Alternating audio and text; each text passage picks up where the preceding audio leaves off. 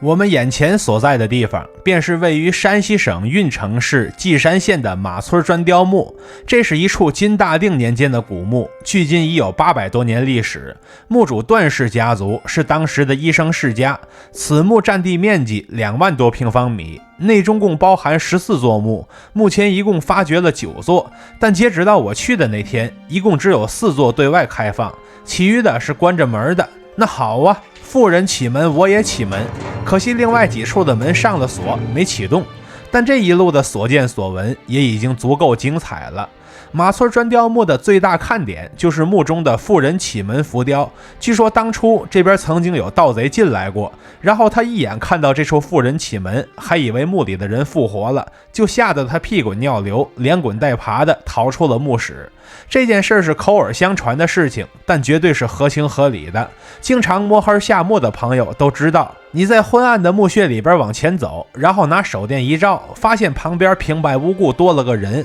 无论是真人还是假人，都很容易把人吓一大跳。我以受惊吓的亲身经历表示，心胆俱裂这个成语绝不是瞎编出来的，它绝对是又真实又传神的。而我们眼前的这座墓，因其砖雕足够古老且造型精美，所以这里既是全国重点文保单位，也是我晋南之旅的重要一站。大家好，我是徐工，这次一定点关注，下次旅行不迷路啊！我目前在这个地方是山西省运城市稷山县的马村砖雕墓啊，靠背后这个墓室就是一个半启门的状态。看来这除了那个著名的富人半启门之外，还有很多其他的半启门，一会儿咱们来好好的逛一逛这儿。我是2024年5月自驾过去的，车就停在了门口，这地方有的是车位，随便停，然后越过门口的大石桥，就来到了景区的入口，这上边还有半个十字歇山顶的小亭子。现在我们花20元买一张门票并进入景区，然后我们登上楼梯，发现入口的背面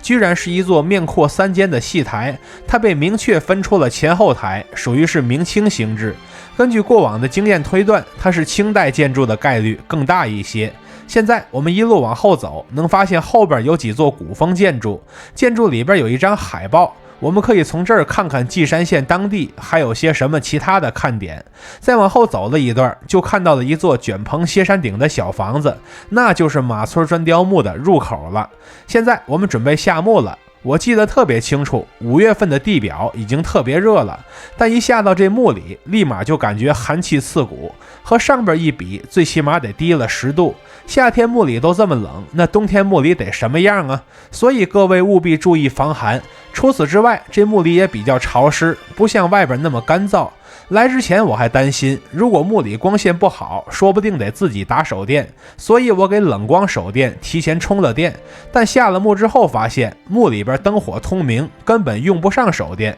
然后我们来到1号砖雕墓室的门口，入口的上半部分是一扇带着3焦6碗纹的浮雕窗户，外侧拱券门的侧壁上有牡丹形状的浮雕。至于拱券门中间顶部的花朵装饰，叫做折枝花卉，通俗点说，就是指描绘从树干上折下来的部分花枝。而建筑本身的门则做成了常规门扇的样子，门上雕有圆形的门环。现在我们从入口走进去，看看里边。墓室的内部方方正正，你可以将其视为一个砖仿木结构的4合院，上方斗拱中的斗拱都做成了向前斜出的昂形，下层则有须弥座中常见的立式柱，这放在浮雕里还真不太好认出来它是柱子。而立式柱的中间还夹杂了一些花卉、瑞兽等等。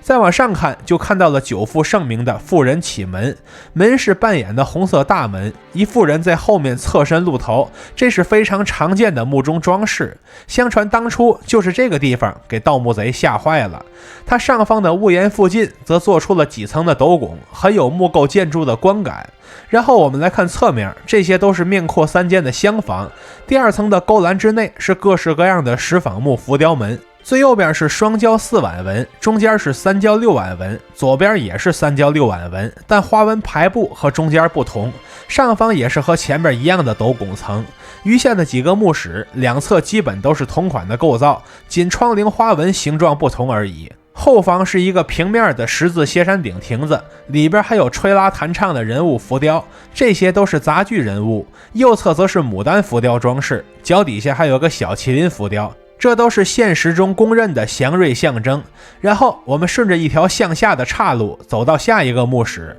这个墓室的头顶就有妇人启门浮雕，其余部分的雕刻也是颇为精巧，甚至门上还雕出了好几个门钉。墓室正面是面阔3间的建筑，左右两侧各有一个狮子，而中间的大门则是关闭的状态。背面的浮雕也是一个大戏台，而站在 C 位的则是8个吹拉弹唱的杂剧人物浮雕。看完这边，我们来到第3个墓室，这个墓门比较低矮，就我这个不到1.8米的身高都得缩成一团才能进去。门的左右两侧各有一个带刀侍卫，就是年头久了，侍卫手里的刀都给崩了。至于门上方的装饰就比较简单了，除了牡丹折枝之外什么都没有。这边很多的装饰前面都出现过了，我们重点说没出现过的。墓室内正面的浮雕是墓主人夫妇2人，他们的外侧还有2个侍者，桌子中间有一个巨大的酒壶，旁边像是有几盘包子，另外还有2个带盖子的碗，推测里边装的是稀粥，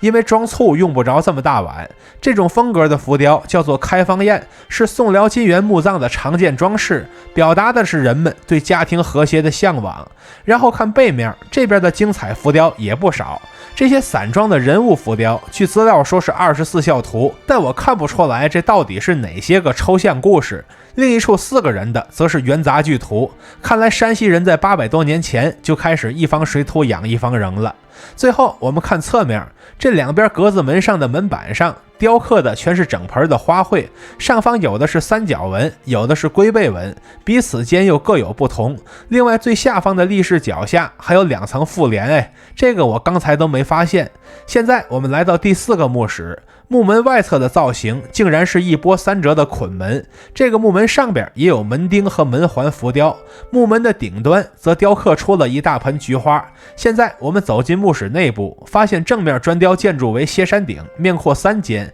下方的门竟然还是捆门，后面的2扇门是半开的状态，而墓主夫妇2人则端坐在下边往前边看。他们看什么呢？看墓室的背面就全都清楚了。这边雕刻出来的是一个戏台，上面有好几个杂剧人物分别在吹拉弹唱，这就是视死如视生的理念延续。墓主生前爱听戏，死后也要照样给背上，这个场景无疑就是对生活细节的复刻。在逛这个墓室的时候，我遇到了另外一组游客，是一个上海大哥和2位女士结伴一起，他们是建筑相关的从业者，也在2024年初夏于山西仿古。在我遇到他们的时候，他们已经在路上跑了10天左右，据说后边还有10天以上的行程。不得不说呀，他们这个身体素质真的不错，换成我早就病倒了。我们在墓里聊了几句，然后他们说：“你这也太勇敢了，竟然敢1个人下墓。”我说：“这其实都小事啊。既然这个墓敢公开对外卖票，